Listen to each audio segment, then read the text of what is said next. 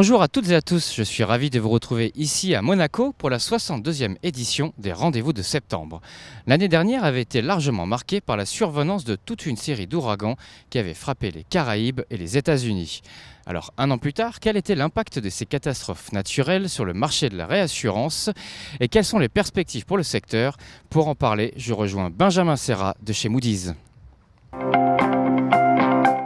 Benjamin Serra, bonjour.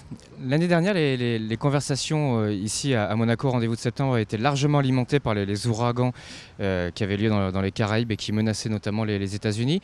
Aujourd'hui, un an après, quel a été l'impact de ces ouragans sur le marché de la réassurance et notamment la tarification? Alors, pour le secteur de la réassurance, nous avons en fait maintenu une perspective stable pour deux raisons principales. La première, c'est la solidité financière des acteurs de la réassurance. Parce qu'en fait, comme vous le mentionnez, il y a eu des événements très significatifs l'année dernière, mais en fait, on s'est rendu compte que la plupart des réassureurs avaient quand même réussi à reporter des résultats positifs. Et donc, le capital en fait, des sociétés de réassurance n'a pas été impacté, ou en tout cas n'a pas diminué suite à ces événements très significatifs. Et en termes de rentabilité, on s'attend aussi à une amélioration de la rentabilité pour le secteur cette année parce que suite aux événements de l'année dernière, les réassureurs ont réussi à implémenter certaines hausses de tarifs qui devraient donc se traduire par des meilleurs résultats en 2018. Donc ça, c'est la première raison. Ceci dit, quand on parle de hausse de tarifs, en fait, on ne s'attend pas forcément à ce qu'elle dure très longtemps parce que le secteur reste très compétitif. On a encore beaucoup de capital ou de réassurance alternative. Et donc la deuxième raison pour laquelle on a une perspective stable, c'est que les assureurs en fait continuent et vont continuer à s'adapter aux conditions difficiles. Et quand on parle d'adaptation, en fait, on pense à une plus grande diversification, notamment via des acquisitions.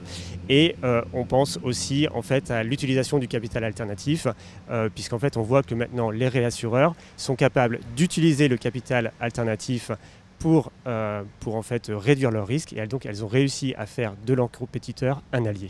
C'est ça le schéma, c'est qu'il y a eu beaucoup de capacités. Il y a beaucoup de capacités sur le marché de la réassurance malgré les événements de l'année dernière. Et finalement, le regain sur le tarif va pas être sur le long terme, mais va être sur le court terme. Absolument. En fait, déjà au niveau du capital, donc comme je disais, la plupart des réassureurs traditionnels sont restés rentables, donc il n'y a pas eu de baisse du capital chez les réassureurs. Il y a eu quelques pertes sur le capital alternatif, mais en fait, on a vu qu'il y avait beaucoup de capital disponible à l'extérieur et qui en fait est revenu sur le marché et une nouvelle capacité alternative qui est maintenant disponible. Donc il y a effectivement, encore une fois, beaucoup de capital. Donc il y a eu quelques augmentations tarifaires, mais on a vu dès les renouvellements de juin que finalement ces hausses tarifaires étaient déjà très limité, voire nul en juin. Et donc on s'attend déjà à une nouvelle pression sur les tarifs lors des renouvellements de janvier 2019. Alors vous avez parlé d'adaptation, vous avez parlé dans l'adaptation des fusions-acquisitions. Il y a eu quelques mouvements cette année, des mouvements importants, avec un nouveau sens. Avant c'était les réassureurs qui allaient vers l'assurance primaire via la création de filiales. Aujourd'hui ce sont les assureurs primaires qui lorgnent un peu sur les réassureurs. Il y a eu AXA avec Kathleen, il y a eu AIG avec Validus et plus récemment la tentative de Covéa sur Score. Comment est-ce que vous expliquez cet appétit des assureurs pour le marché de la réassurance ?